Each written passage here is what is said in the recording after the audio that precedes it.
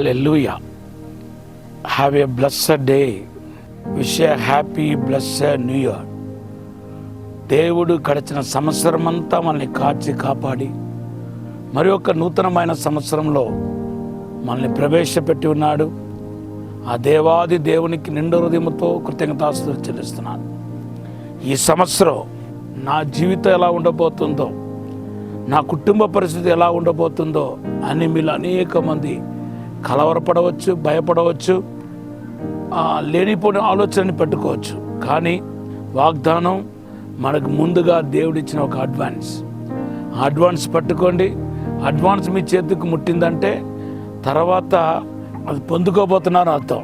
So ఈ నూతన సంవత్సరానికి దేవుడిచ్చిన వాగ్దానం ఏంటంటే హగ్గై గ్రంథం 2:19, ఇదిగో నేను ఈరోజు మొదలుకొని నిన్ను ఆశీర్వదిస్తానంటున్నాడు.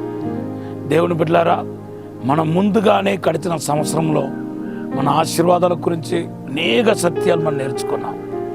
కానీ ఈరోజు దేవుడు ప్రత్యేకంగా మరి ఈ సంవత్సరానికి నిన్ను ఆశీర్వదిస్తానంటున్నాడు. మీరు అనేక మంది ఇబ్బందులు, శోధనలో, ఇరుకులో గడిచిన సంవత్సరం అంతా రకరకాల సమస్యల్లో పోరాటం వచ్చి ఉండవచ్చు.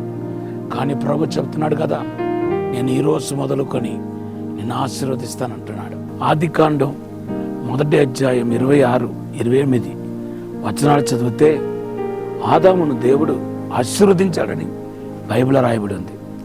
ఎప్పుడు దేన్ని బట్టి ఆశీర్వదించాడు? ఆదాం మనలాగా దేవుని దగ్గర ప్రభువా నన్ను ఆశీర్వదించండి, నన్ను మనిషిగా పుట్టించారు, నన్ను దీవించండి ప్రభా అని అడగలేదు. కానీ దేవుడు ఆశీర్వదించాడు. కారణం ఏంటి తెలుసా? బైబిల్ చెప్తుంది, ఆదాం దేవుని పోలిక చెప్పున, దేవునికి రూపం చెప్పున చేయబడ్డాడు. ఈరోజు మీరు అడగకుండానే ఈ సంవత్సర పాటు దేవుడు మిమ్మల్ని అన్ని రంగంలోనూ ఆశీర్వదించడానికి సిద్ధంగా ఉన్నాడు.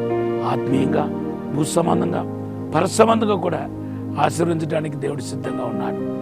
మీరు దానికోసం ప్రత్యేకమైన ప్రార్థన చేయాల్సిన అవసరత లేదు. మరి మీరేం చేయాలి? ఆయన పోలికలోనికి రూపాంతరం చెందాలి. మీరు ఈ సంవత్సరం అంతా చేయాల్సిన పని ఏంటంటే, నేను ఎలాగ దేవుని పోలికలోనికి మార్చబడతాను, నేను ఏం చేయాలి? దేవుని ఒక రూపంలోనికి మార్చబడండి. ఏం చేయాలి? దేవుడు తన స్వరూపమందును తన యొక్క పోలిక అందును మనిషిని చేస్తాడంట. తన పోలిక అందును స్వరూపమందు చేస్తాడంట. పోలిక అంటే ఆయన క్యారెక్టర్, స్వరూపం అంటే ఆయన వాడుక. మనం ఆయన పోలికలోనికి, ఆయన ఒక క్రియలోనికి మార్చబడాలి. 2వ కొరింథీ పత్రిక 3వ అధ్యాయం 16, 17 వచనంలో రాయబడి ఉంది, పరిశుద్ధాత్మ దేవుడు అంట మనల్ని విడిపించి మనల్ని రూపాంతరపరుస్తాడు, ఆయన పోలికలోనికి మారుస్తాడు. ఈరోజు నా మాట వింటున్న మీ జీవితంలో దేవునికి ఆశీర్వాదాలు, అద్భుతాలు, మేలు కలగబోతున్నాయి.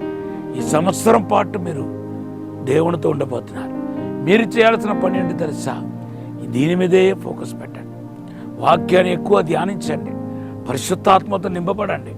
పరిశుద్ధాత్మ దేవుడు మనతో లేకుండా మనము ఆయన పోలికలోనికి, ఆయన రూపంలోనికి మార్చబడలేము.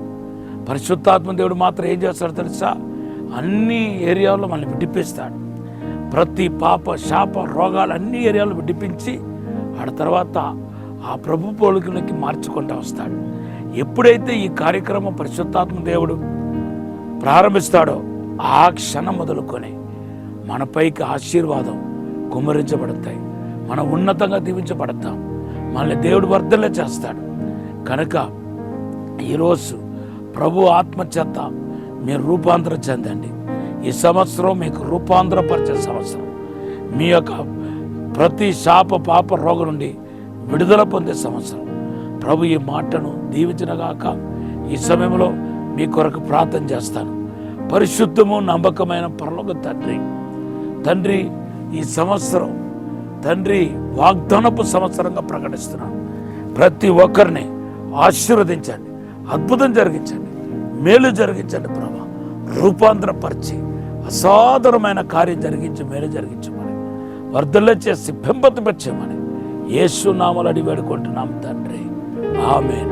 ఈ నూతన సంవత్సరం అడుగుపెట్టిన మీ జీవితంలో ప్రారంభంలోనే దేవునికి అద్భుత కార్యం జీవితంలో జరగబోతున్నాయి. ప్రభు మన ఆశీర్వదించుగాక.